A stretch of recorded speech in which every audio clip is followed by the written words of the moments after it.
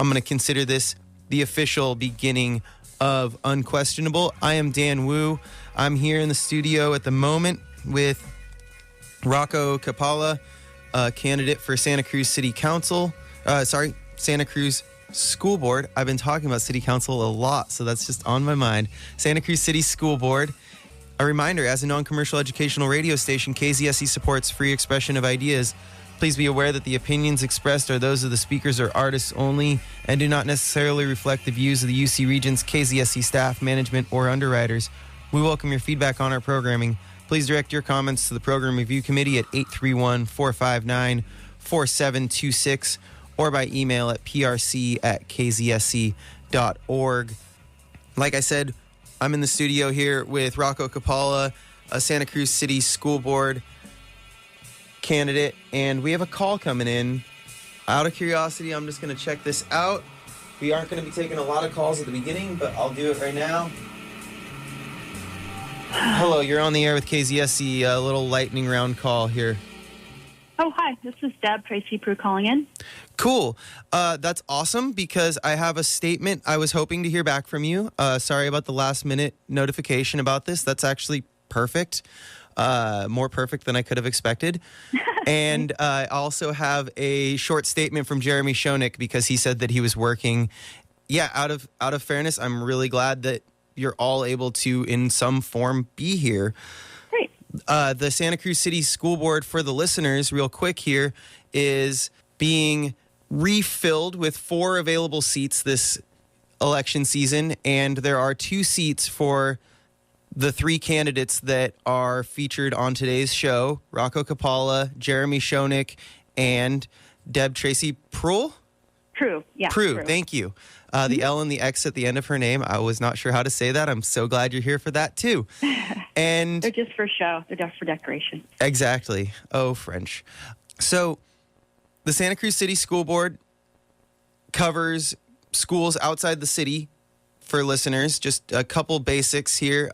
Soquel High, Harbor High, Santa Cruz High, and most of the elementary schools, Branciforte, De La Viega, Galt, a bunch of schools in Santa Cruz City. If you're in the area and you have kids, you know what I'm talking about.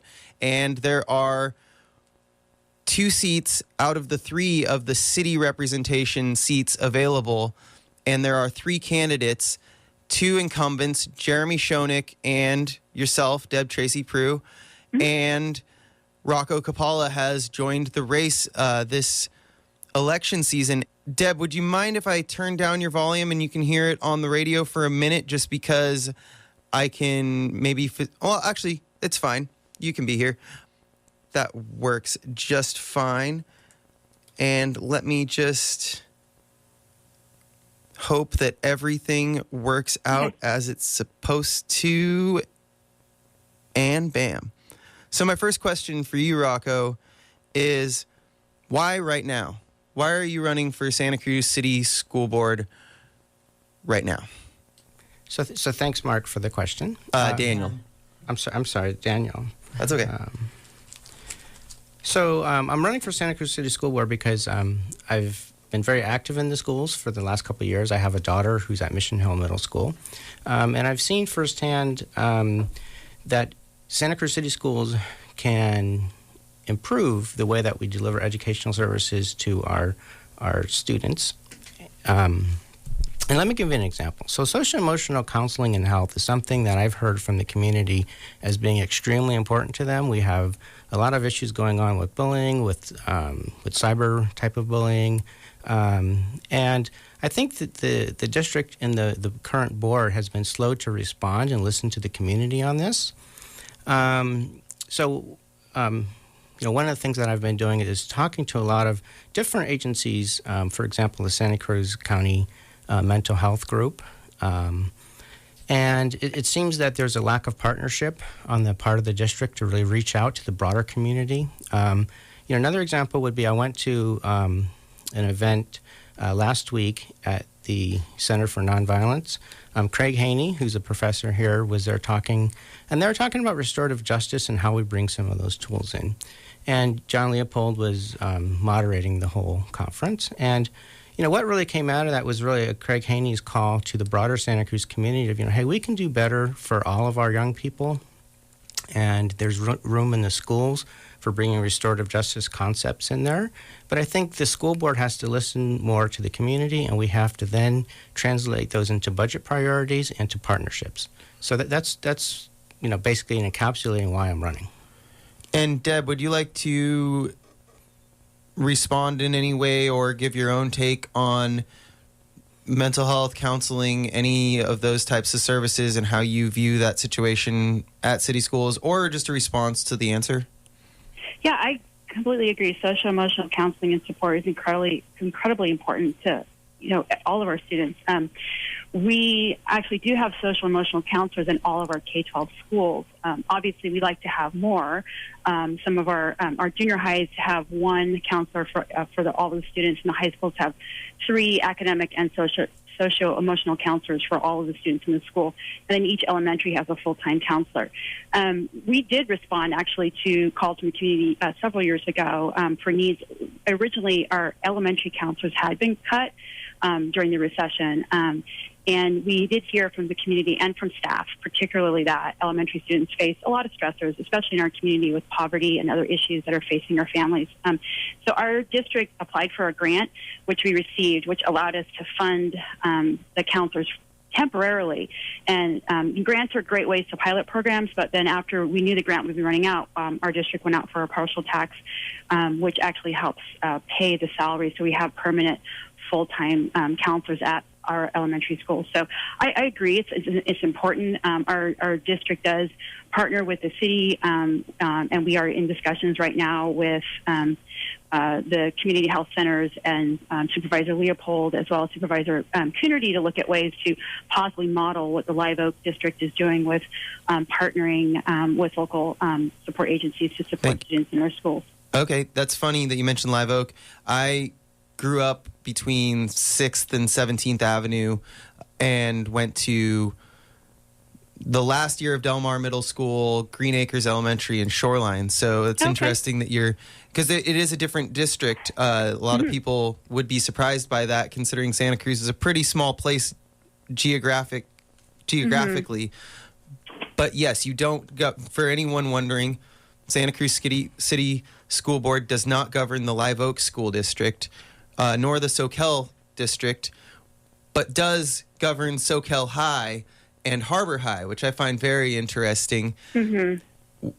A question for, again, my apologies, Deb. I wrote these questions out thinking that Rocco was going to be here, and I'm really glad you're here, so I'm just modeling them a little different now that you're here. One word that stands out on all the things that I've read about you and written for you and your campaign, Rocco, is the word accountability.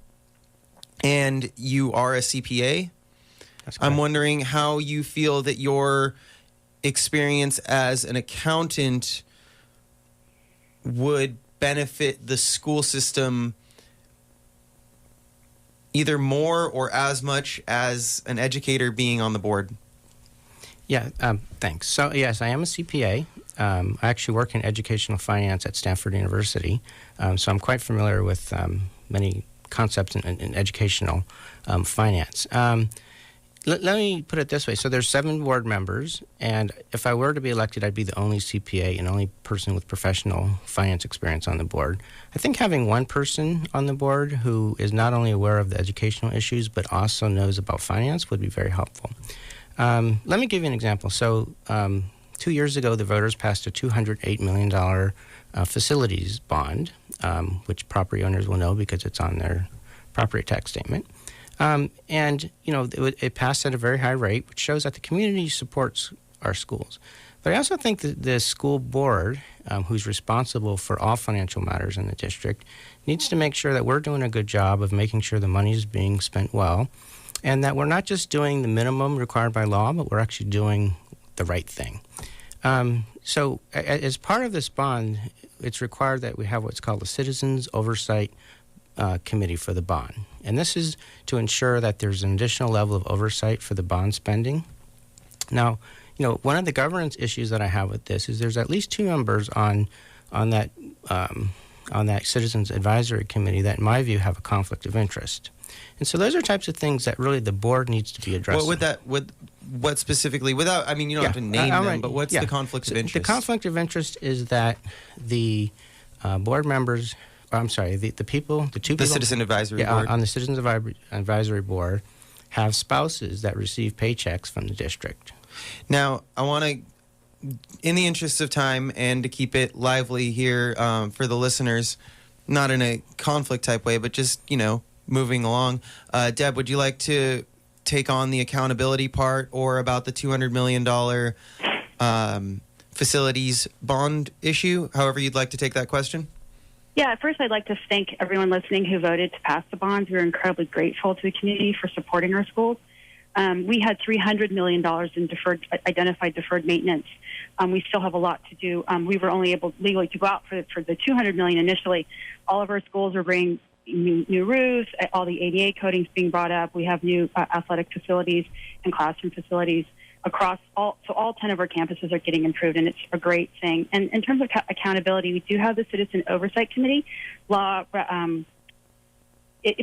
has to be made up for certain demographics of people, and so by law, we had to fill the demographics with certain people, and it's really hard to find people who fit each of the niches, but we were lucky to find volunteers to do so. Also, when I was board president 2 years ago, I made sure that we have an ongoing agenda item at every single one of our meetings where we have a bond update. So we have updates to the community and to the board about what bond projects are happening, how much is being spent. We discuss a lot about expenditures, particularly because it is complex doing building right now, and we want to make sure we're moving ahead and not delaying construction because we're losing money on the dollar for when we delay projects. So yeah, I think there's a lot of accountability, and if people read the minutes or come to our meetings, they'll know that we're discussing every single meeting we have that as a standing agenda item. What do you feel? Really quick, like 10 seconds. What do you feel about the claim that there's a conflict of interest with family members on the Citizen Advisory Board? So I think there are people, spouses of people who work in the district. The bonds are spent on facilities. They're not partial taxes that sometimes go to salaries. So overall, it's a small community, and we all, it's the same thing if you work on city council and you work at the university. Sometimes you have to talk about university issues. Basically, they're just assuming that the bonds money is being spent on the facilities appropriately. And as taxpayers, those people have every right to have those opinions as well. I don't see a conflict of interest in that address the law. Okay, really quick, 10 seconds, Rocco. You put your hand up. I also want to just bring Jeremy Schoenig through text into the conversation. But yeah, you wanted to say something, possibly? Yeah. So in terms of the conflict of interest, I do professionally. I do finance governance, and it is a conflict of interest, and I think that it should be discussed. Okay. I did promise Jeremy I would read this since he was not able to be here. He's actually teaching right now. Public education has been at the center of my life since my wife Marion and I arrived in Santa Cruz 38 years ago. All of her 3 children attended Bayview, Mission Hill, and Santa Cruz City High School. I worked as a high school history teacher and English teacher, who would be disappointed in my reading right there, for Santa Cruz City Schools for 28 years. Currently, I'm working as a teacher/supervisor of student teachers at UCSC in the Department of Education Masters of Arts credential program. Through my work and during my 4 years on the board, I've had the privilege of interacting with thousands of students, parents, and community members. I'm once again asking for your vote.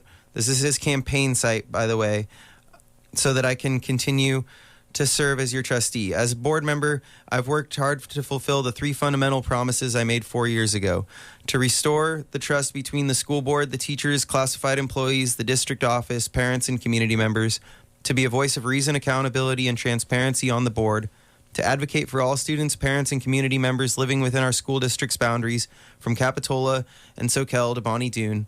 It's quite amazing what a school board can accomplish when trust is restored. During the past 4 years, we've implemented new innovative programs district-wide, including Next Generation Science Standards and Bayside, to improve the quality of our curriculum, revitalized our athletic programs, passed a $200 million bond that has allowed us to begin the process of upgrading our facilities at both the elementary and secondary school levels, created outreach programs to connect with and better serve our historically underserved communities.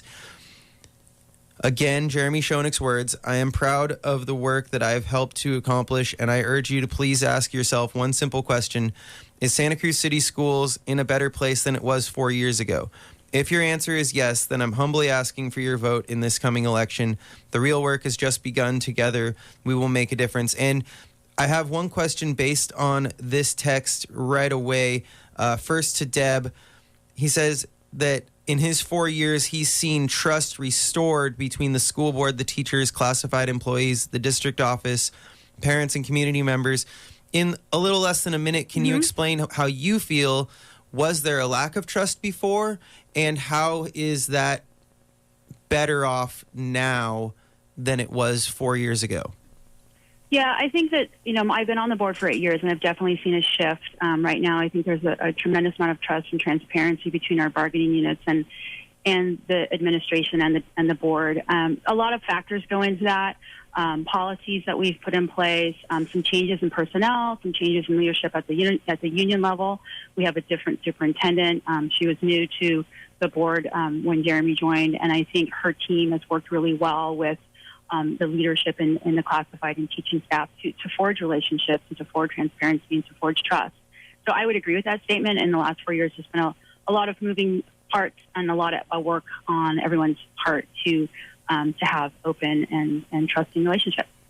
And Rocco, did you want to take on that question? Yeah. So I'm new in terms of running for the board, but I think instead of focusing on the past, I think we should look forward. And I actually think that Santa Cruz City Schools should have some of the best schools in the state, given the fact that we have UC Santa Cruz nearby, we have Cabrillo, we have all of these resources, and yet the district has not, over the last 8 years or the last 4 years, reached out in the way that I would want them to do, and I think the community wants them to do, to bring those resources to our students so that instead of just becoming a mediocre school district, we can become a great school district. Okay. And what should I go to as a couple last questions? The word financial accountability, again, the accountability term, generally I find that term to be in language related to austerity and to budget cutting, and to tightening belts is another phrase that usually goes along with the word accountability. And I was wondering if that was any sort of direction with your use of the word accountability, Rocco, or what you feel about whether there needs to be more funding or whether it's that people are getting paid too much in certain areas. Oh, and I have one last question after that I have to get in. Okay. So in terms of fiscal responsibility, it means that we only have a certain amount of money that we're given by the state. We need to spend it well. But the other part to this is going out and looking for other sources of money. And let me give an example. So another parent and myself, we teamed up and we were able to get a National Science Foundation grant for $300,000 for the district. And we're actually in the process of applying for $1 million grant now. So it's not a question of just belt tightening. It's a question of how do you make the pie larger, and how do we go after some of these grants that are out there? How do we better partner with Cabrillo, with their Pathways programs for students who are not going to four-year colleges? How do we better partner with the professors here at UCSC? So, for example, we don't currently have an advisory committee as part of the district, where we're actually going and getting professors on an advisory committee to help us think through how do we solve our problems. So when I talk about fiscal responsibility, it's thinking about money differently. And my take is because I am a finance professional, I do think about money differently. And I think it would benefit the district to have a little innovative thinking around how we better serve our students.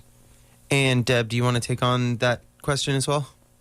Am I on? Because I muted you for a second. Do you hear me? Oh, yeah, you're on. Okay, sorry. Yeah, no worries. So definitely accountability is what we do every time we have a meeting. As I said, we discuss our budgets in public. We are a reflection of our budget is our priorities and our values, and 83 to 85% of our budget goes to salary and benefits for our hardworking teachers and staff. And so we have the remaining amount of our budget is what we do in terms of programming for our students. And I think in terms of going out for additional funding, I really think the state of California should fund public education. We're the fifth largest GDP in the world, and we consistently fall in the bottom 48th to 46 in funding per pupil spending. So that's a problem I see that we need to fight Sacramento with. Going out for partnerships for grants, I think, are great for piloting. Grants don't long-term fund positions, and so we have to be mindful of that. And I will say that Santa Cruz City Schools does participate in the Santa Cruz County College Education Commitment. I'm sorry, I don't know the exact name. The acronym is SC4. And it is a consortium that works with UC Santa Cruz, Cal State Monterey Bay, Cabrillo, and our local districts on college and career pathways and exposing. So we actually do participate in that. Can you say that last sentence again? You just cut out for like 4 words. Oh, sorry, I walked away from my phone. So there's a consortium called SC4, and it is Cabrillo College, UC Santa Cruz, Cal State Monterey Bay, our school district, and other districts in the County Office of Education. And the purpose of that consortium is to work with higher ed to find ways, support ways, and pathways to ensure that all of our students have access to post-secondary education and career. Okay, Rocco, last words from yourself on this issue. The election's tomorrow. There are 3 seats recapping, 3 candidates for 2 seats in the Santa Cruz City sector of the Santa Cruz City School Boards. Jeremy Schoeneck, Deb Tracy Prue, both incumbents running for those 2 seats for re-election, and yourself running for one of those 2 seats. Final words on the issues in 30 seconds or so. Yeah, so I think the voting public has some choices to make, and I think the choices for me is I have energy, I have ideas, and I have some real concrete ideas about how we actually make our schools better schools than they are today. So it's not just about maintaining the status quo, but it's truly putting into place the structures and the accountability we need to have the schools that deliver the education to our children that they deserve. And Deb, any final words on the debate before we go into the election tomorrow? This would be my 3rd term, and it's not a decision that I made lightly. I have been volunteering and supporting our schools for the past 13, 14 years, and I feel that right now we have some good momentum, that we are moving forward and making good, cohesive decisions for all of our kids. And I think consistency in leadership is what's needed at the moment. And I don't equate consistency with complicity or complacency. And I look forward to continue serving the students in our district. I'm incredibly proud of our schools. And I think when you talk to the majority of people, everyone thinks that their kid goes to the best school. So I think that, generally given the fact that we have a lot of support from the voters for our partial taxes, for our bonds, and the amount of parent participation on our PTAs and our site councils, shows that our community values our schools. Well, thank you both for being on. You're listening to Unquestionable on KZSC Santa Cruz. I'm Dan Wu. That was Deb Tracy Prue, an incumbent running for one of 2 seats available on the Santa Cruz City chapter of the Santa Cruz City School Board on the election tomorrow on the ballot. Jeremy Schoeneck is also an incumbent running for re-election, and Rocco Capalla, who is in the studio with me now, is running against them for one of those 2 seats. That will be decided in the remaining ballots that will be cast tomorrow that have not already been cast by absentee. Thank you all for being on.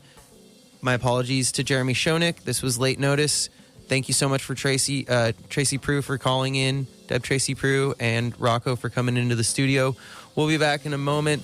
We're going to be talking Measure J, Monterey County's water company measure, and also some quick rundowns of several propositions that I want to summarize for people that have not been getting much press. This is Unquestionable, KZSC Santa Cruz. 831-459-4036 is the number if you'd like to call in the second half of the show.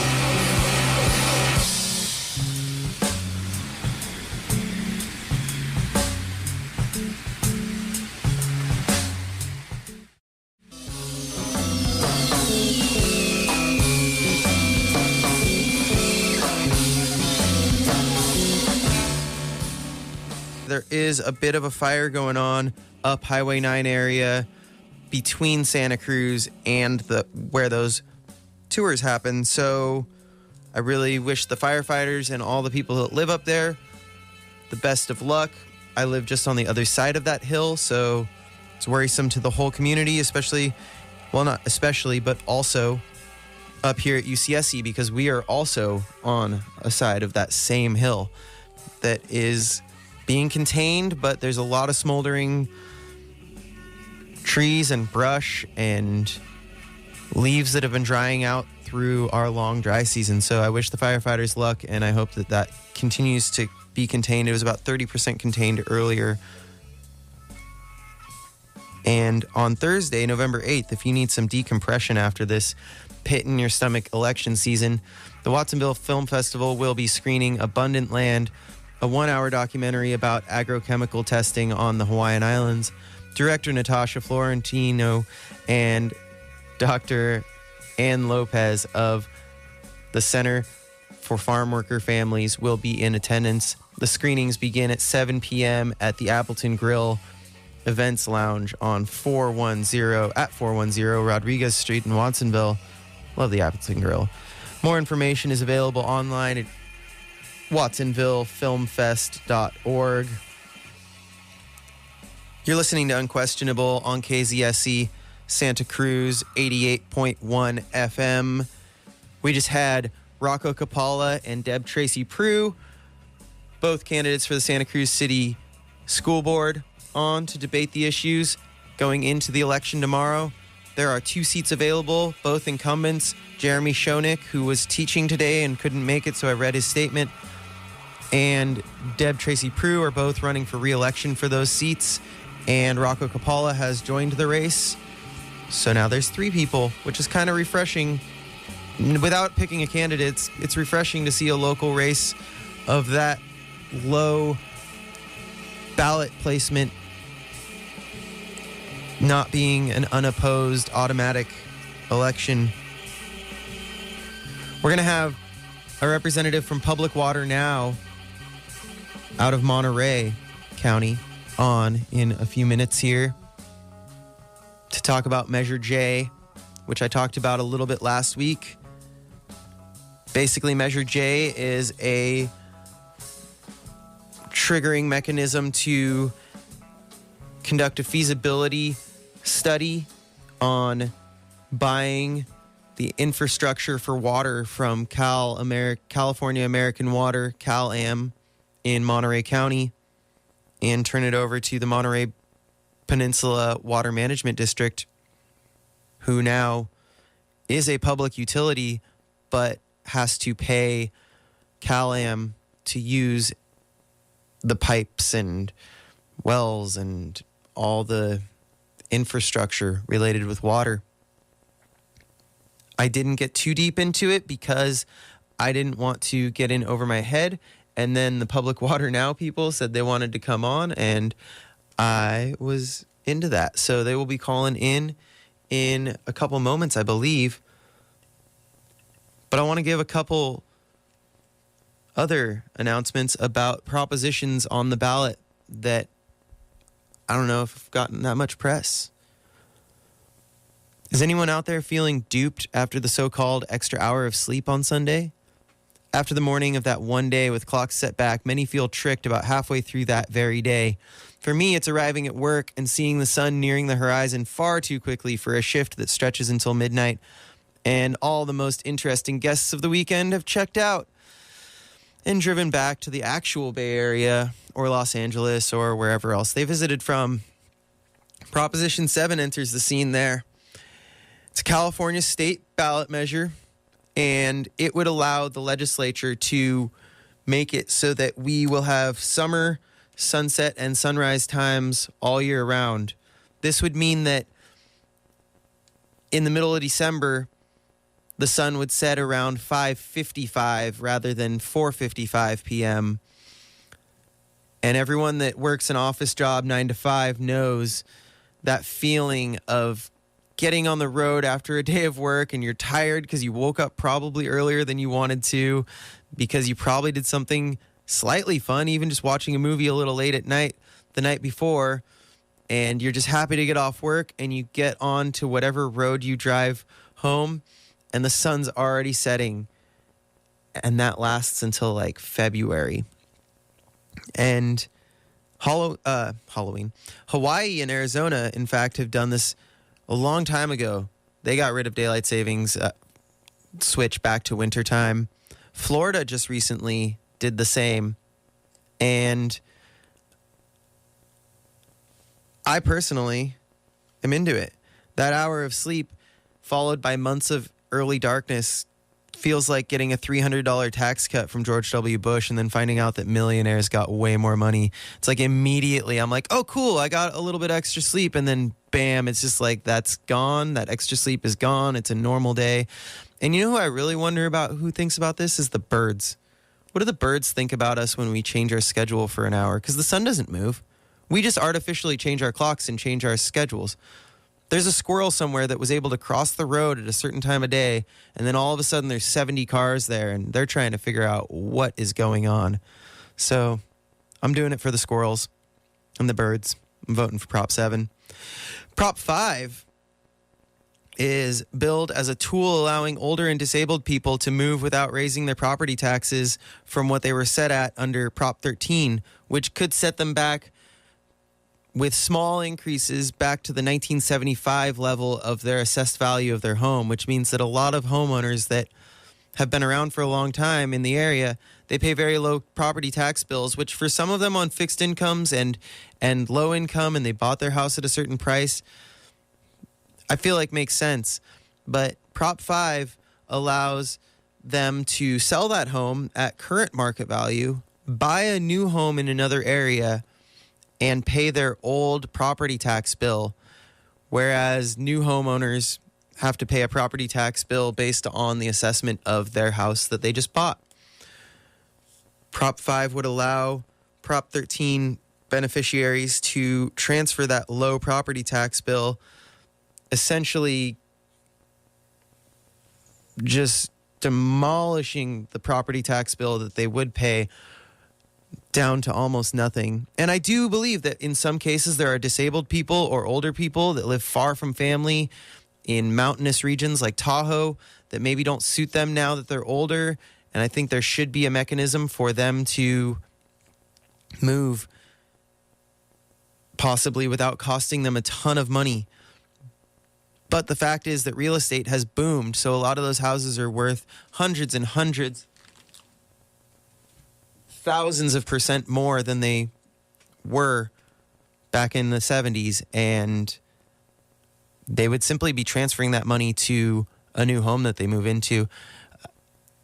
So I'm voting no on Prop 5. Also, it would allow real estate agents 2 commissions on the sale of the house that the person's in now and the purchasing of the house that they move into. So the real estate community is really really on board with Prop 5, which would keep property tax bills low for people that want to sell a home and move.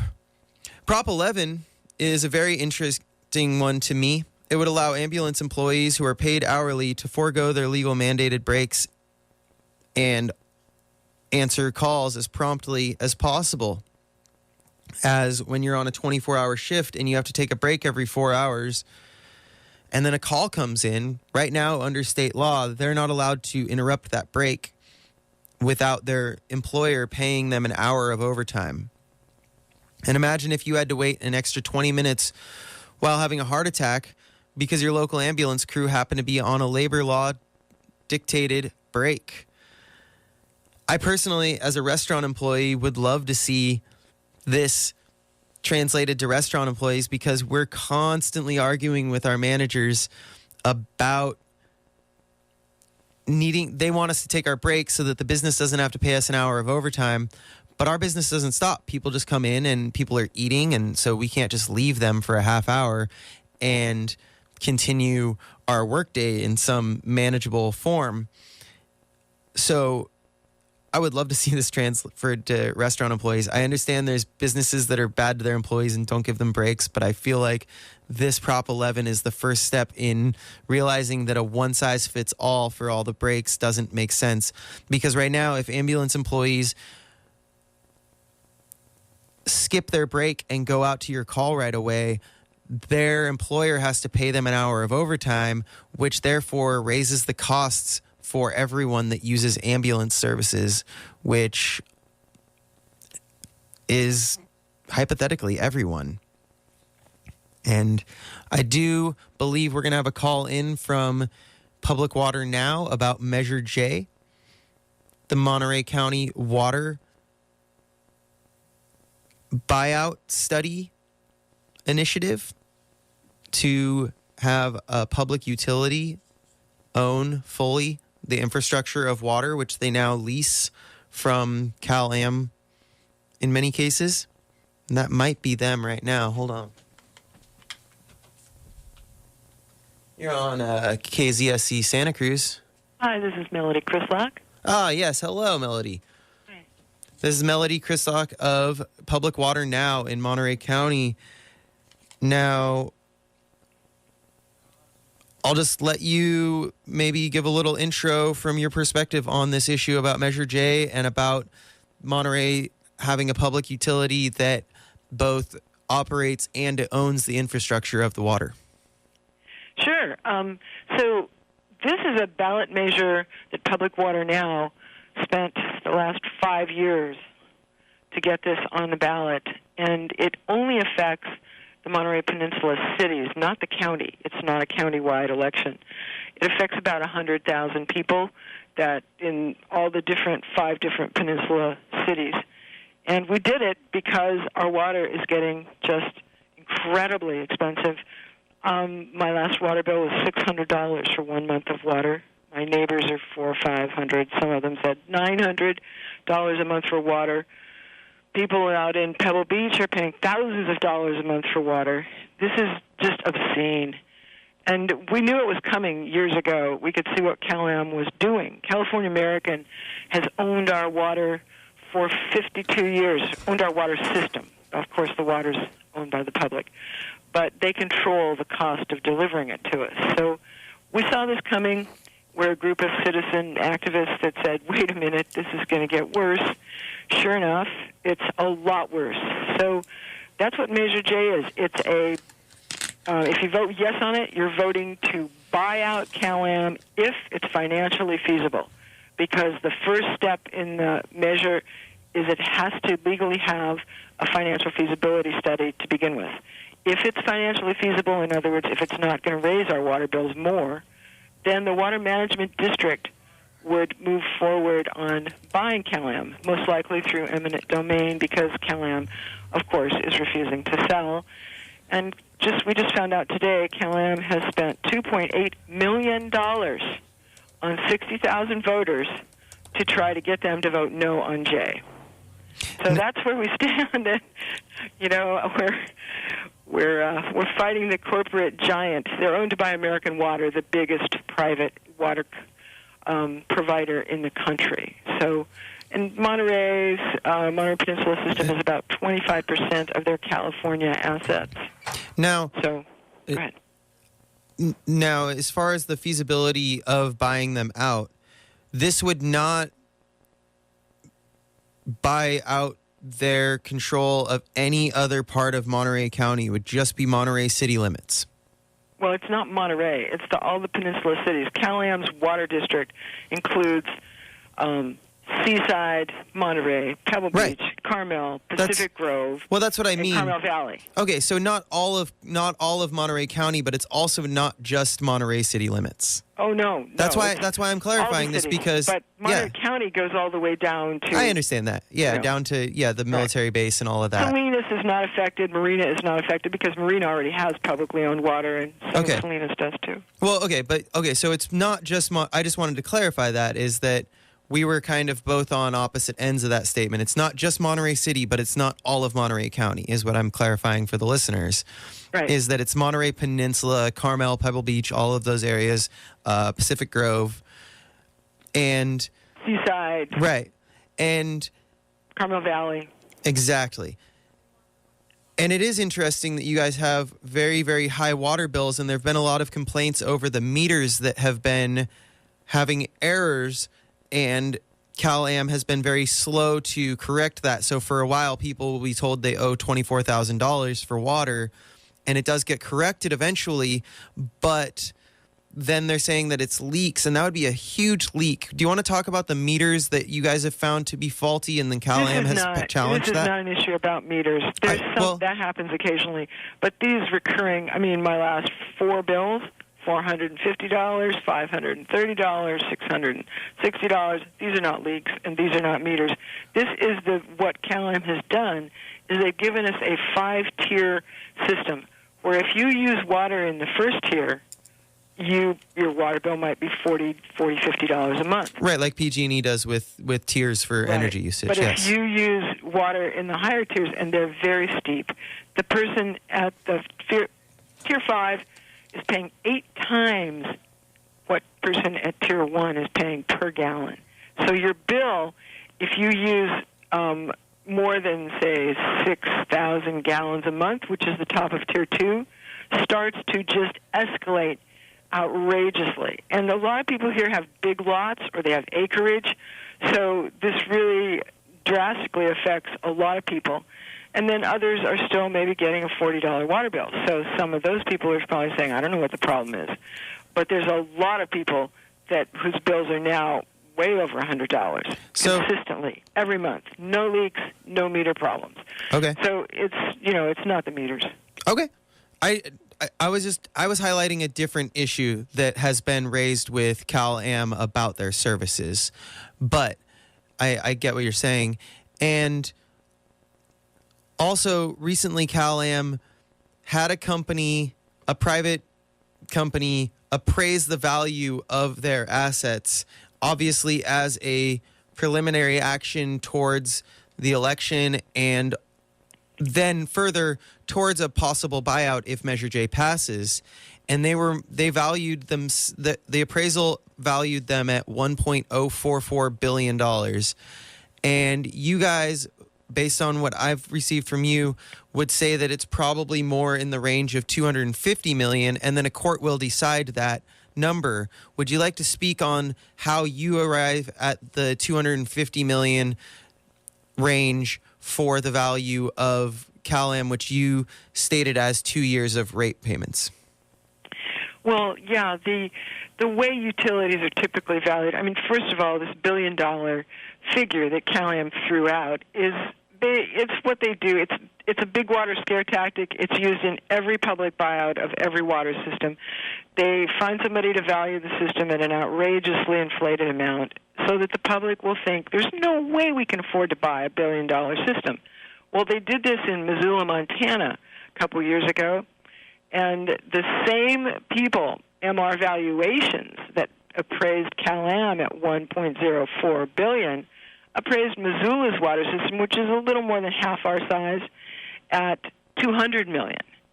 And then it went into an eminent domain proceeding, and the judge said, no way, $88 million. So less than half is what a court said this system is worth. So these inflated valuations are basically two things. They're a negotiation strategy, but more than that, they're to make people think this is impossible and that if this happened, it would raise their water bills. And that's been Cal-Am's message down here. They've been telling us all that you want to buy a water system, it'll cost you $54,000. Well, there's no way that's true. This is, unfortunately, there's no law against lying in advertising.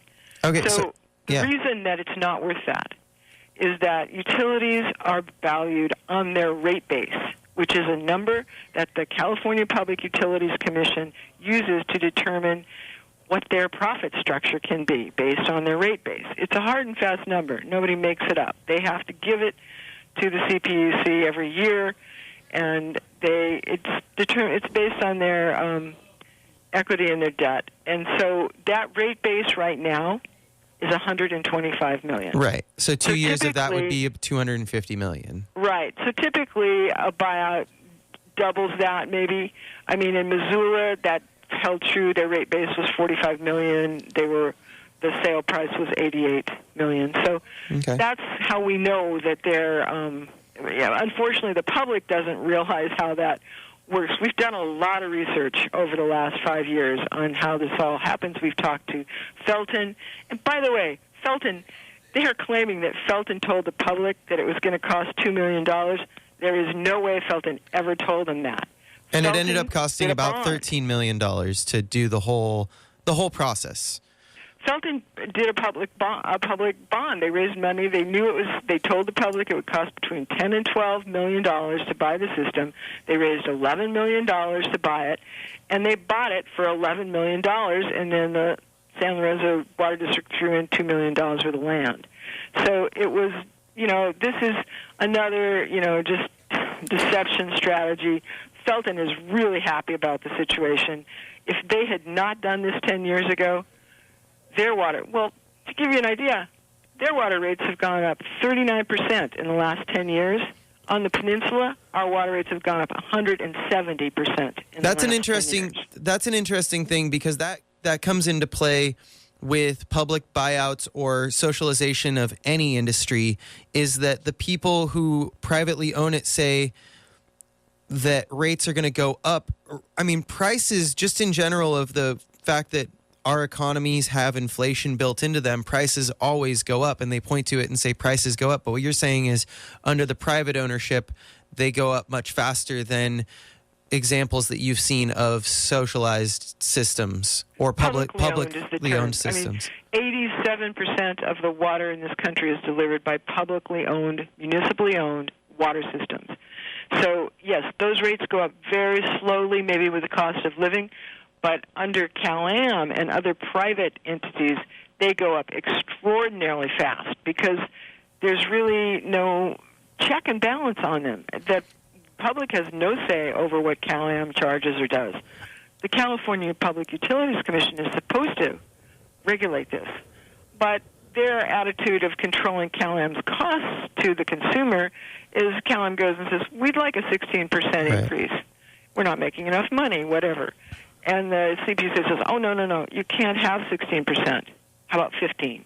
Right. So this is the game that gets played. So the CPUC is an interesting one, because also with PG&E and Southern California Edison, generally a lot of the seats on the California Public Utilities Commission, which are supposed to regulate these industries, are filled with former executives from these industries, based on the fact, and it's a tricky thing for me as well, based on the statement that, they have experience in the field. And would you like to comment on whether or not that is a good system to fill the CPUC with former executives from privately owned utilities, based on the fact that they have experience in those industries? They have experience in the private water industry and how much they can get in profit out of consumers. They don't have experience in finding really good new water supplies, which is what we need here. So it's such a cozy relationship. We had people sent 6,000 protest letters to the CPUC a couple months ago before they issued them this permit to build this $300 million desal plant here, which will be built in Marina for the peninsula's water supply and damage Marina's groundwater. I think that Santa Cruz, Cruz, the ocean, it's drawing brackish groundwater. So I also think, hold on. I also want to note for listeners in Santa Cruz County as well, that Marina, we don't hear anything about this Marina desal plant unless we're reading the Monterey County Herald or something like that. Right. And that's actually just south of the Moss Landing power plant, which would conceivably have an effect of some sort on Santa Cruz, even by just affecting the bay. And I just want to let people know that the CPUC has approved the building of a 6.4 million gallon a day desalination plant just south of Moss Landing, which is right in the middle of the bay. So the way that the water flows through the canyons and everything there definitely could have an effect on Santa Cruz. I'm not sure I'm not saying what that effect will be. I'm just letting the Santa Cruz listeners know that there's a huge desal plant approved to be built right in the middle of the Monterey Bay, which is right in between Monterey and Santa Cruz. We don't know what the we don't know what the effects either will be on the outfall from that plant. Real quick, a couple lightning round questions. Measure J opponents say that Measure J could mean no oversight of rates, and that the Monterey Peninsula Water Management District has no oversight or experience running a water system, meaning the infrastructure itself. We only have 2 minutes left, so 30 seconds on that question. Will there be oversight, and does anyone have experience running a water system in Monterey Peninsula Water Yes. Management This District. is a public agency. The public has oversight. It's governed by Prop 218. The public has input even on everything that happens there. They have to hold public hearings. It's absolutely transparent. Monterey Peninsula Water Management District, who would become the new owner of the CalAM system if this goes forward, has created and developed already 7,000 acre-feet of water annually. Okay. We only use 10,000 here. Okay. So they're the ones that have created the new water supply, not CalAM. CalAM's created 0 in 52 years, and yet they say that they're really good at running a water system and the Water Management District isn't. Well, I beg to differ. Okay, We need so- the water, and they're the ones that have found it. So we've covered the government takeovers lead to higher costs claim that they have. You say they don't lead to higher costs. And the last question... No, because you take out the profit. I understand what you mean. Yeah. I understand that point of view on it. And the last question, does the study that this measure would trigger, does that require the MPWMD, the Monterey Peninsula Water Management District, to attempt a takeover? It does, if it's found to be financially feasible and in the public interest. So you Only think if. it will, but if it doesn't, Only if if. it's not found to be feasible, then it doesn't require a takeover, is what you're No, saying. it all stops right there. If it really could be proved to a court of law that CalAM was worth $1 billion, there'd be no takeover because that would raise our water bills. And But you that's don't not believe what it this is about. worth $1 billion. No. Okay. way.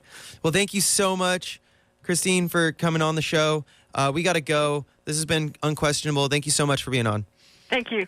And this has been Unquestionable. I'm Dan Wu.